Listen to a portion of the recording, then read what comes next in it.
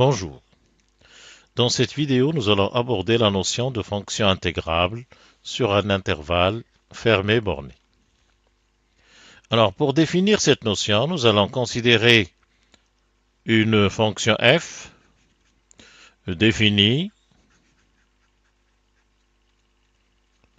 et bornée sur un intervalle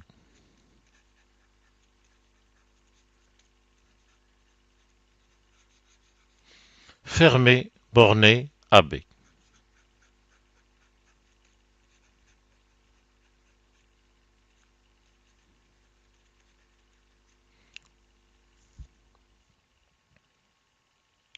Et nous nous intéressons à l'aire de la partie du plan limitée par la courbe de f, l'axe ou x et les droites d'équation x égale a et x égale b.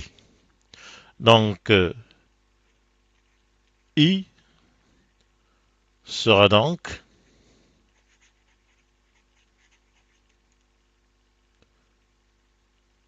l'aire de la partie du plan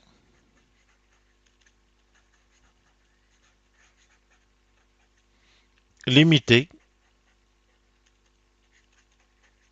par la courbe de f,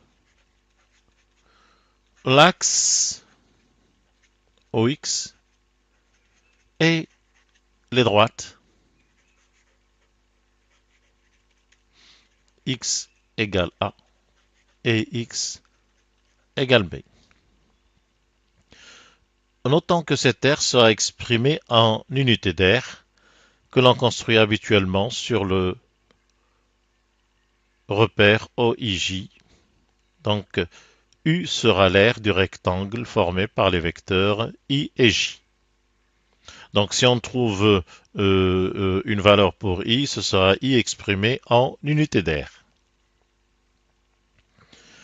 Pour estimer cette aire, nous allons l'approcher par des rectangles. Pour cela, nous allons diviser l'intervalle AB en une famille finie de sous-intervalles à l'aide d'une suite finie de points x0 égale A, x1, xn. Sigma égale x0, x1, xi, xn est une subdivision de AB.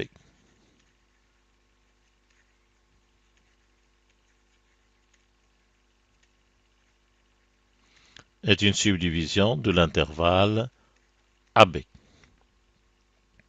Nous avons donc A, c'est x0 et B, c'est xn. Donc, cela permet de diviser l'intervalle en n sous-intervalles. La longueur de l'intervalle xi plus 1 sera notée hi. Autrement dit, hi égale xi plus 1 moins xi. Alors on voit ici la courbe de f, la subdivision et la longueur de l'intervalle xi plus 1 égale hi. Nous noterons h égale le sup de ces longueurs, le sup de hi, lorsque i varie entre 0 et n-1. H sera appelé le pas de la subdivision, sigma.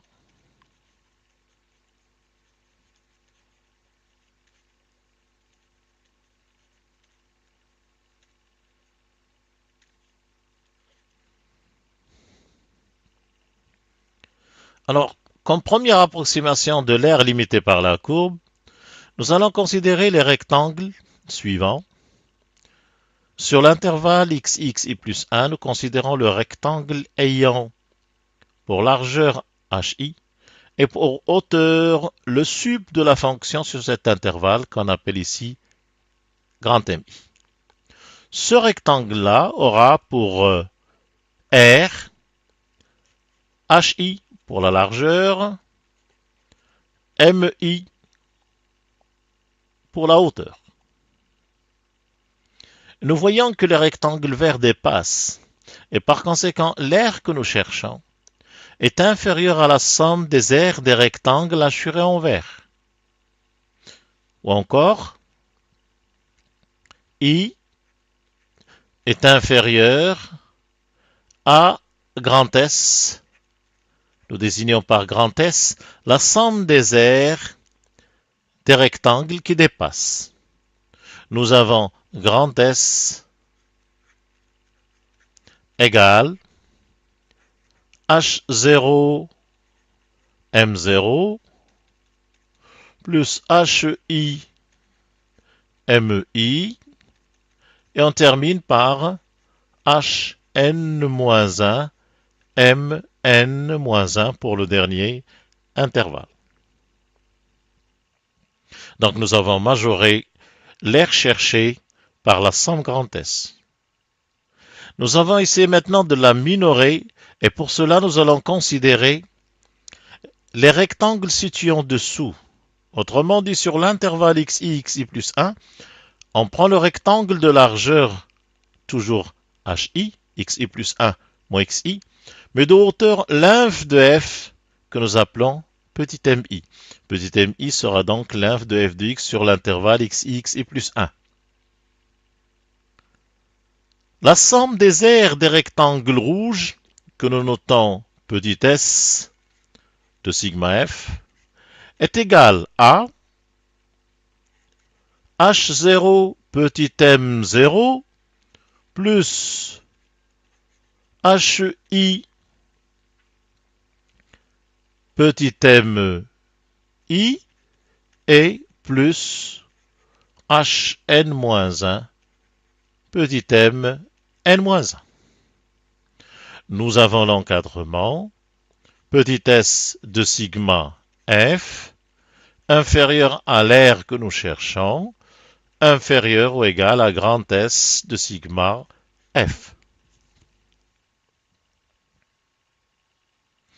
Maintenant, pour approcher I, nous allons augmenter le nombre de points de la subdivision. Alors, que se passe-t-il si on ajoute des points dans la subdivision? Alors, regardons ce qui se passe, par exemple, si on ajoute un point entre x0 et x1. Si j'ajoute un point x', les rectangles verts, nous aurons, au lieu du premier rectangle, deux nouveaux rectangles, mais nous voyons qu'il y a une perte d'un petit morceau. Autrement dit, si le nombre des rectangles augmente, grand S de sigma semble diminuer.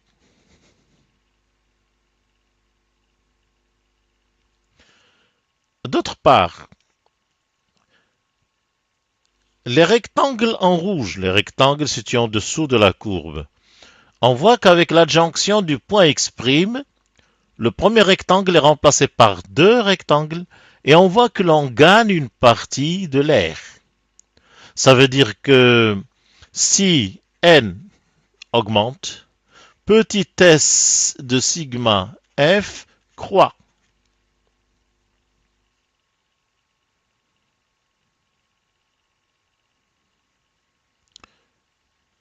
Remarquons que,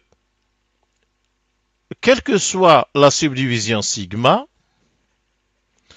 on a petit s de sigma f est inférieur ou égal à grand S de sigma f. On peut montrer que, alors nous allons montrer que quel que soit sigma et sigma prime. Deux subdivisions. Nous avons S de sigma petit f est inférieur ou égal à grand S de sigma prime petit f. Pour cela, il suffit de considérer la subdivision sigma union sigma prime. C'est la subdivision contenant tous les points provenant à la fois de sigma et de sigma prime.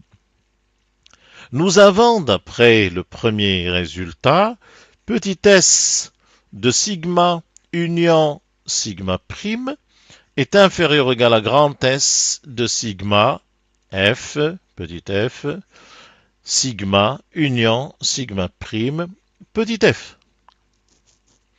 D'autre part, par rapport à sigma, sigma union sigma prime contient des points en plus, donc petit s croît.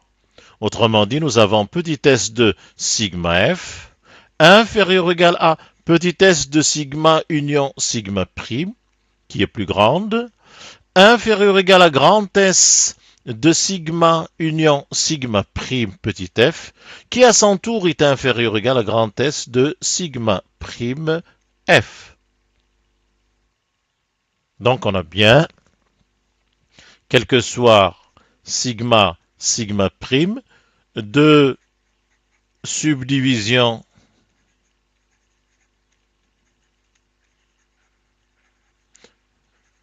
de AB, bien sûr, commençant toutes par A et se terminant par B, nous avons petit s de sigma f est toujours majoré par grand S de sigma prime f.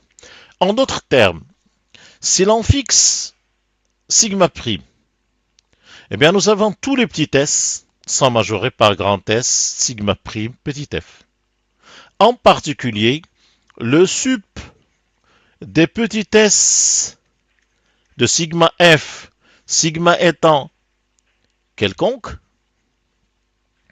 est majoré par grand S.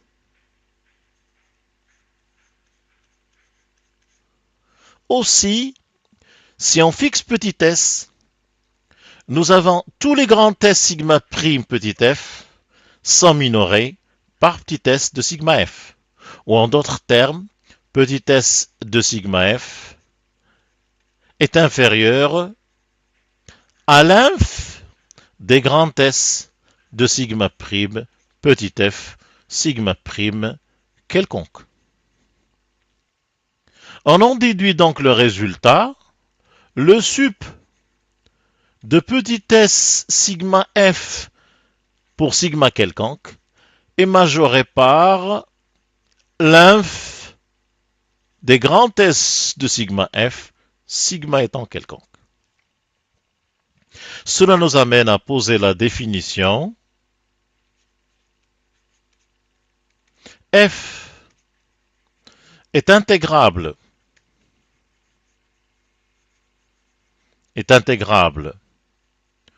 sur AB lorsque le sup des petits s de sigma f, sigma étant quelconque, est égal à l'inf des grands S de sigma f, sigma étant quelconque.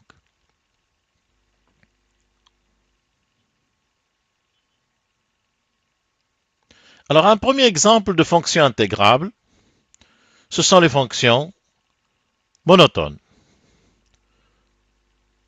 Alors, nous avons le résultat suivant.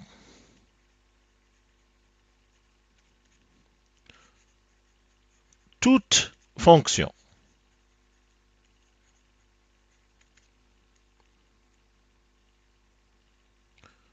monotone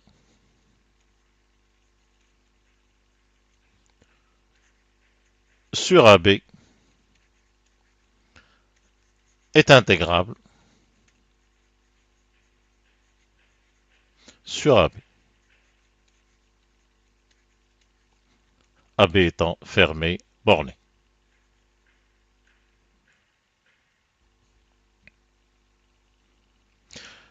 Alors en effet,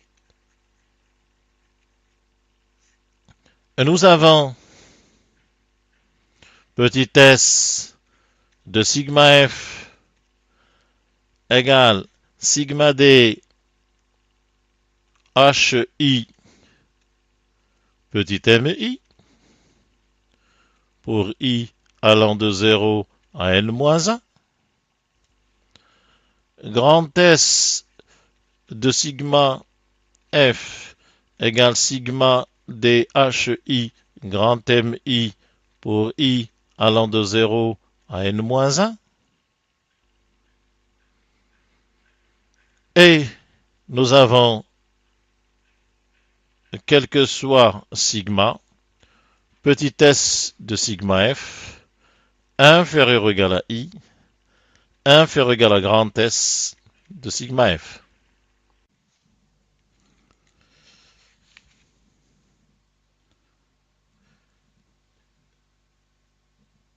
F étant monotone, supposons-la, pour fixer les idées, croissante. Sur l'intervalle xi plus 1, nous avons petit mi, c'est-à-dire l'inf de f, est égal à f de xi. Et grand mi est égal à f de xi plus 1, parce que f est croissante. Donc, nous obtenons grand S de sigma f moins petit s de sigma f est égal à sigma 2 hi facteur de grand mi moins petit mi pour i égale 0 à n-1 qui devient sigma 2 hi f de xi plus 1 moins f de xi pour i allant de 0 à n-1. Maintenant, si nous majorons tous les h par hi par h égale le sup des hi pour i compris entre 0 et n-1, nous obtenons s de sigma f moins petit s de sigma f en valeur absolue et majoré par h sigma des différences positives f de xi plus 1 moins f de xi pour i allant de 0 à n-1. Ou encore, inférieur ou égal à h, après simplification, il ne reste plus que f de xn, c'est-à-dire f de b, moins f de x0, c'est-à-dire f de a.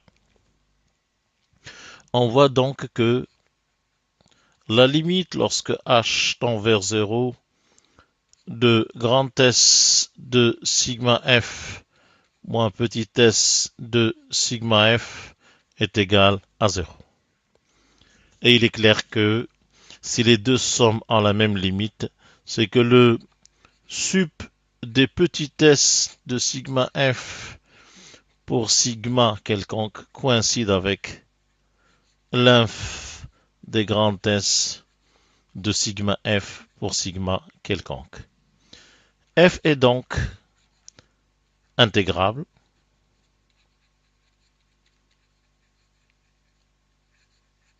sur AB